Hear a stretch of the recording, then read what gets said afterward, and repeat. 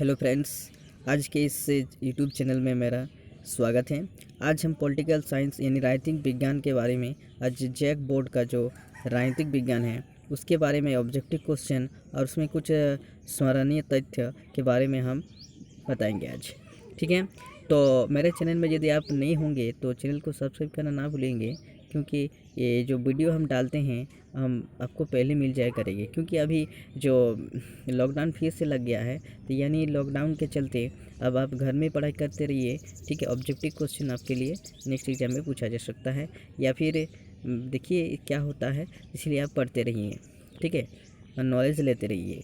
ठीक है, चलिए शुरू करते हैं। देखिए यहाँ पर हम बता रहे हैं कि ये स्मरणीय तथ्य जो कि है, ये जो पहला चैप्टर है ये पॉलिटिकल साइंस का। ठीक है, तो संविधान क्यों और कैसे बना है। ठीक है, तो इसमें बताया जा रहा है कि संविधान कैसे बना है और क्यों बना है। देखो, स्वतंत्र संविधान निर्माताओं यानी डॉक्टर भीमराव अम्बेडकर को माना जाता है। संविधान का जो निर्माण करता है ये कौन है? डॉक्टर भीमराव अम्बेडकर है। ठीक है, उसके बाद भारत का जो संविधान एक विलिखित दस्तावेज है और ये जापान का संविधान अमेरिकी सेना की निगरानी में किया गया है। देखिए, उसके बाद है संविधान में समाज की इच्छाओं, आशाओं और तथा महत्वाकांक्षाओं की झलक मिलती है। ये जो संविधान है, इस संविधान के समाज की इच्छाओं, आशाओं और महत्वाकांक्षी जो आशाओं की झलक मिलती है। उसके बाद देखिए संविधान सभा का गठन, कैबिनेट मिशन योजना। ठीक है, तो जो ये संविधान है, ये संविधान जो है ये कैबिनेट मिशन योजना 1946 को की सिफारिश पर आधारित है। ठीक है, इस पर ही चर्चा की गई है, तो आप इससे बुक्स में डिटेल्स पढ़िए। उसके बाद इसके बारे में आप लोग, ठीक है, इस क्वेश्चन को करिएंगे।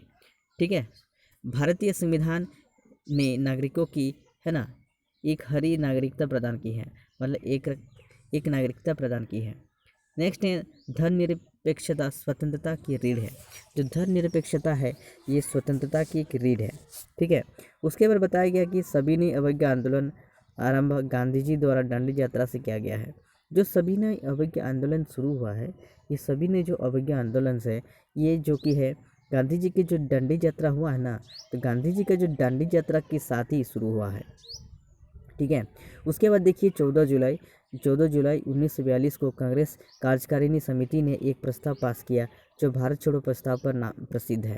ठीक है, उसके बाद देखिए भारत की प्रथम राष्ट्रीय संस्था के जनक होने के श्रेय उदारवादियों को जाना जाता है। ठीक है, उसके बाद देखिए भारतीय संविधान की मुख्य स्रोत जो कि 1935 का शासन अधिनियम है। ये भी जो इम्पोर्टेंट पॉइंट्स है। उसके बाद ही प्रथम विश्व युद्ध के समाप्त होने पर ब्रिटिश सरकार द्वारा रोलैक्ट एक्ट पास किया गया। ठीक है, प्रथम विश्व युद्ध जो कि 1900 कब हुआ? 18 तक हुआ था।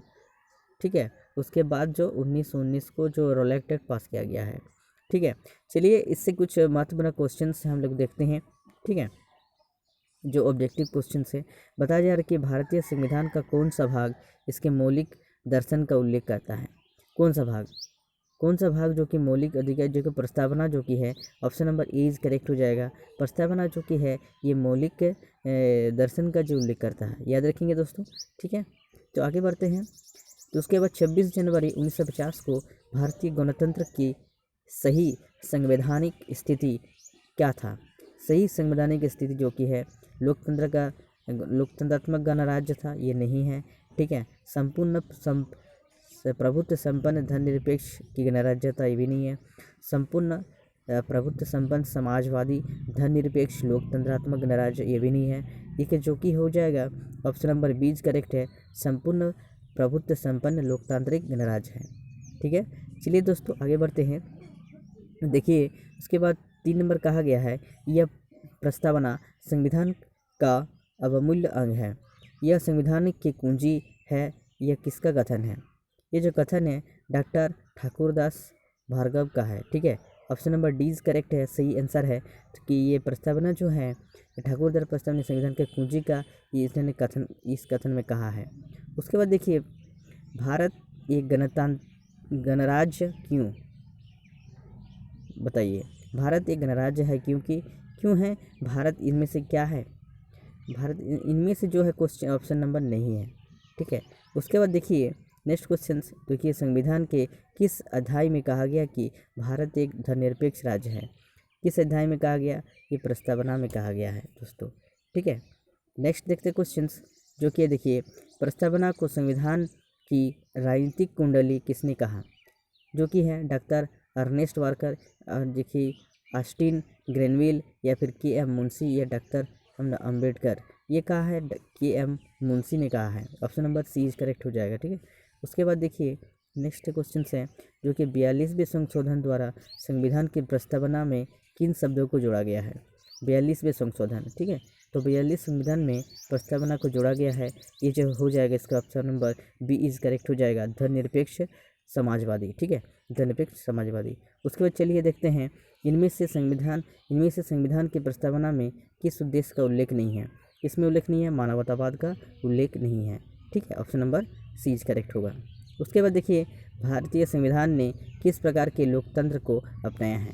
जो भारतीय संविधान है, तो ये जो हम लोग का संविधान है, ये किस प्रकार के लोकतंत्र को अपनाया है? ये लोकतंत्र हम लोग जानते हैं, भारत का संविधान लोकतंत्रात्मक गणराज्य है, ठीक है। ऑप्शन नंबर बी करेक्ट होगा। उसके बाद देखिए नेक्स्ट है भारतीय संविधान की प्रस्तावना में वर्णित लोकतंत्र को किस रूप में स्वीकार किया गया है? जो कि है इसमें सामाजिक लोकतंत्र ये भी होगा, राजनीतिक लोकतंत्र भी होगा, और आर्थिक लोकतंत्र भी होगा। Option number D is correct हो जाएगा। आप लोग इसका आंसर करिएगा, जिस किसी ने डी ऑप्शन कर रहा वो उसका सही है, ठीक है, ये ऑप्शन सही है, ठीक है। भारतीय संविधान के किस भाग को आत्मा की संज्ञा प्रदान की गई है?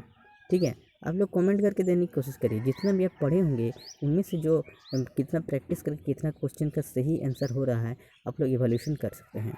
चलिए तो इवैल्यूएशन कैसे करेंगे? आप लोग पहले थ्योरी को पढ़ेंगे, पढ़ने के बाद मेरा जो ये सेशन चल रहा है इस सेशन में देख सकते हैं कितना क्वेश्चन आप लोग कर पा रहे हैं, और कमेंट करके कहीं बोलेंगे कि कितना क्वेश्चन आप लोग कर पा रहे हैं।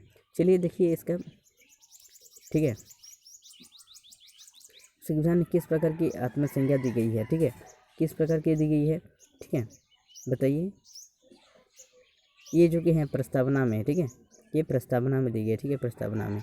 ऑप्शन नंबर, उसके बाद देखिए नेक्स्ट,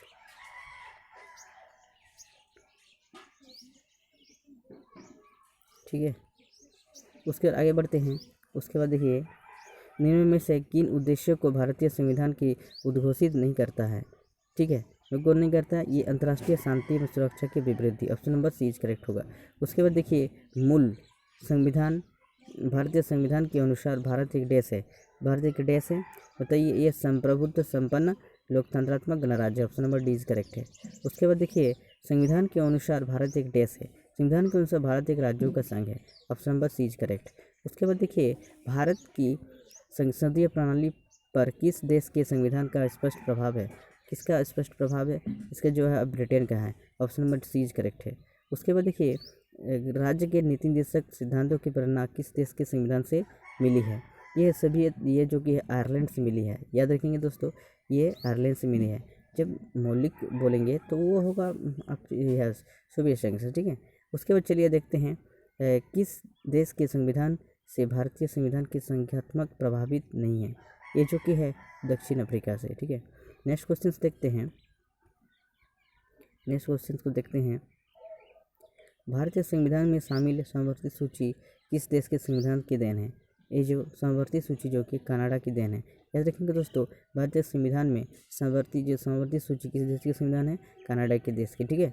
नेक्स्ट क्वेश्चन है जो कि भारतीय संविधान में आपात संबंधित उपबंध भारत शासन अधिनियम और देश के संविधान से लिया गया है, ये ऑस्ट्रेलिया के संविधान से लिया गया है।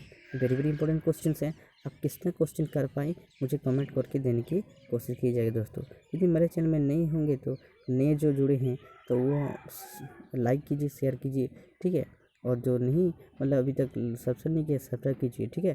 थैंक फॉर वॉचिंग, धन्यवाद।